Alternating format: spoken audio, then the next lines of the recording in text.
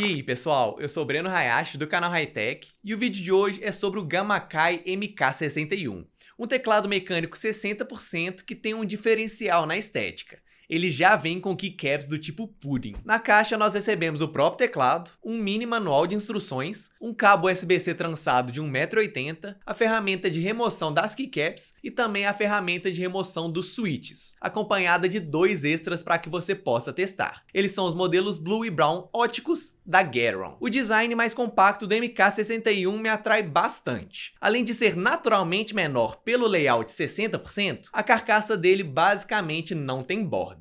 E mesmo eu não sendo o maior fã de keycaps do tipo Pudding, é impossível negar que elas adicionam um estilo diferenciado para o teclado, deixando a iluminação preencher muito mais os espaços vazios. Para quem acha que não tem como exagerar no RGB, vale a pena investir nesse tipo de keycap. O acabamento desse teclado não é perfeito, só que é muito bom. Ele até tem umas pequenas rebarbas, mas só dá pra ver se você realmente estiver procurando. Infelizmente eu não posso dizer o mesmo das keycaps, porque elas têm uma fonte que eu achei bem feia e apesar de serem double shot, apresentam muitas irregularidades entre as duas camadas. A construção externa do MK61 é toda em um plástico com qualidade muito boa. E internamente ela tem uma backplate de alumínio, que deixa o teclado bem rígido. Ele não flete de jeito nenhum. Ele tem uma inclinação natural que muita gente gosta na hora de digitar, mas infelizmente ela não é ajustável, já que o teclado não tem nenhum pé elevatório, apenas 4 borrachas para evitar que ele deslize na sua mesa. Todas as opções de switch que a Gamakei oferece para esse teclado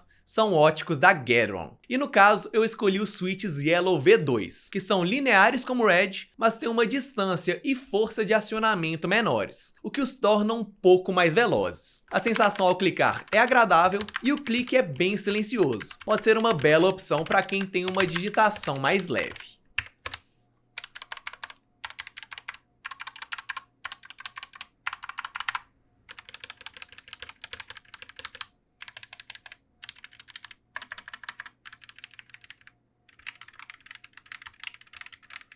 Os estabilizadores que a Gamakei colocou não são nada demais. As teclas ainda dão uma sambada bem considerável, o que felizmente ou não, está mais ou menos no mesmo nível dos outros teclados que eu já testei nessa faixa de preço. Por ser um teclado 60%, o MK61 não tem algumas teclas que a gente está acostumado a usar no dia a dia. Mas para resolver esse problema, eles adotaram a melhor e mais simples solução. Eles agora são funções secundárias que você ativa usando a tecla FN. E para quem gosta de configurar todo o teclado, a Gamakei oferece um software bem completo. Ele te permite mudar todas as funções das teclas, criar macros, ajustar a iluminação, tem basicamente tudo, mas a interface dele é muito ruim e demanda um certo estudo para conseguir mexer direito. E não vou mentir, esse software parece meio duvidoso, porque você baixa através do Google Drive e o Windows até alerta que ele pode colocar o seu PC em risco. Mas eu recomendo que vocês baixem mesmo assim, porque antes dele, o teclado estava igualzinho ao Motospeed CK62, com as teclas apresentando um tempo de resposta muito lento e uma grande quantidade de falhas na leitura. A atualização de driver resolveu todos esses problemas. Agora dá para usar esse teclado sem nenhum tipo de dor de cabeça. O Gamakei MK61 conta ainda com algumas características bem interessantes. Além do N-Key Rollover, que é muito importante em teclados gamer, esse modelo ainda conta com um certo nível de resistência a líquidos, sendo classificado como IPX4. E os switches dele também são hot swappable, então se cansar deles, é muito fácil trocar. Com essa nova performance, eu consigo recomendar o MK61 com facilidade. Para quem quer um teclado 60% e quer a estética de keycaps do tipo Pudding, ele pode ser uma excelente opção. O vídeo fica por aqui e eu espero que vocês tenham gostado.